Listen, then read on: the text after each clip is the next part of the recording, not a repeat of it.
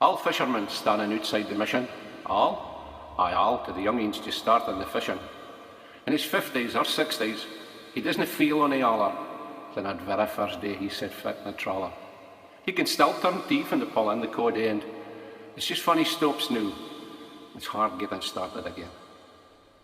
Hi, I'm Peter Buchan, and I'm here for Doric TV tonight. Now, I'm often asked if it was my inspiration for the poems and the songs that I've written over the years. And I suppose, like anything else, there's quite a few inspirations. I enjoyed writing anything really at the school. I liked writing essays. I just had a good imagination, as a lot of folk in Peterhead have. And I liked trying to just mock up something and write it down and get a poem. And if I heard poems or music or read stories somewhere else, I'd often try and mark my own versions of that. But it was all written in English, because of course that's what we were taught in schools. The Doric that was spoke at home, spoke over folks and were pals and out in the street. I mean, that, you had to leave that outside the door when you went into school. That was crude and vulgar. And I didn't really like that, because I felt in later years that was trying to define the folk that spoke it as being crude and vulgar. And we certainly weren't a crude and vulgar, nee knows. But Doric was left at the front door of the school, and all our writing was in English. I loved reading books, and I liked reading about Scotland and the history of Scotland. So I read a lot of Nigel Tranter books. He had good history detail, but I wound up in a really good fabric with a good story told. Good reading, I thought. Read lots of his books over the years, and various other things as well. I listened to lots of music, pop music, like most youngsters back in the day there. And I must admit that the bothy ballads at that time that I was hearing, and the Scottish music on the TV, I didn't really take my fancy much. But as I grew into my teens, and I started to appreciate folk music more. I liked folk music. And I started to listen a wee bit more to the bothy ballad stuff as well, you can.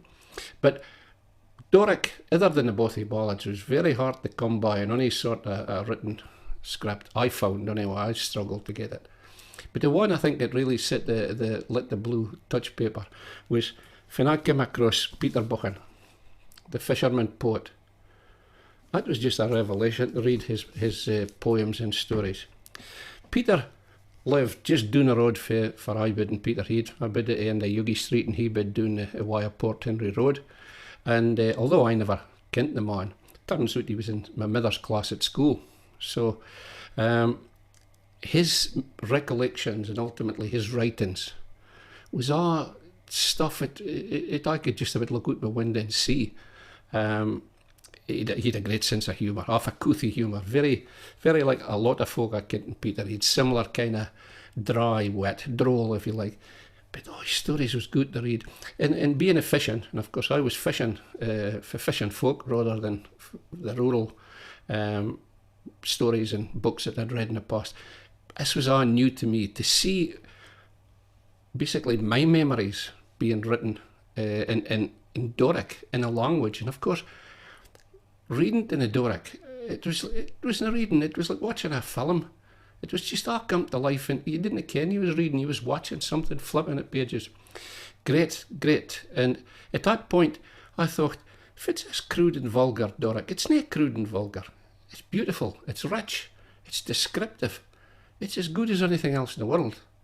And it for telling that stories. And that was a big thing to me, to start writing more in the Doric. And I found it a little bit easier when I started writing more in the Doric, because I felt, maybe subconsciously, I've been trying to translate for Doric into English when I'd been writing the stuff I had written.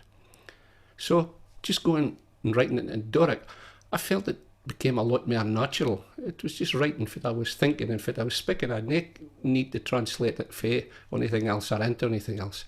It became a bit easier. That was really my inspiration. And the poems, I felt, well, there's no point in me trying to write poems about something that happened 1,200 years ago, because I might be all, but I'm not at all.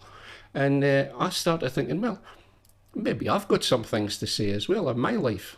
And I wrote a lot of stuff about my growing up in Peterhead. That was my memories. But I was lucky enough to really be there right at the start of the oil industry. So I spent most of my working life working at the oil industry, onshore and offshore. So when you opened your eyes and looked about you, what a wealth of stuff you had to write. So I started writing a lot of stuff about the contemporary things, about the rigs, about the isle, about just anything that kind of took my fancy. And it was well received. I did 2 or 3 little bookies of poems, and they were very well received and did well of them. So that was an encouragement that other folk wanted to read your stuff and appreciated it. So that was good. That was a poetry, and without a doubt, Peter Buchan was the kickstart for that. And over the years, as I say, of the folk music has taken hold of me, and I'm definitely a folkie now. Love my folk music, especially Scottish folk.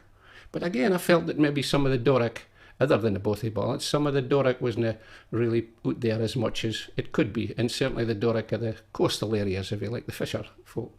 So again, I started to try and maybe put some of my thoughts and some of my songs into that, and maybe tell a wee bit more on that. And I did it, along with some other subjects, obviously, but I found the songs as well. The songs could be just come out easier, and there was an appreciation. When folk heard the songs, there was an appreciation that something was still being produced with the Doric. It wasn't something for just years ago. There was a contemporary angle to it.